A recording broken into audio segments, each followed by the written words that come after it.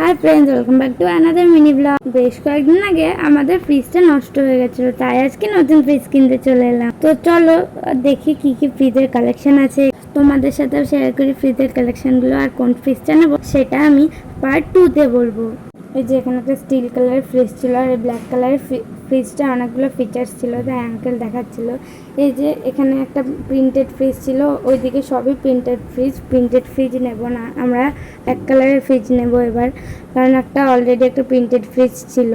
যে কালারের ফ্রিজ নেব না, ডাবল ডোরেরই নেব। এই যে এইখানে সিঙ্গেল ডোরটা এর জন্য বেশি দেখলাম না, এই সিঙ্গেল ডোরটা আমার দারুণ পছন্দ হয়েছিল, কিন্তু আমরা তো ডাবল ডোরের নেব বলে ঠিক করেছি। এই যে ব্ল্যাকটা একটু খুলে দেখিয়ে দিয়ে ওপর আর নিচটা।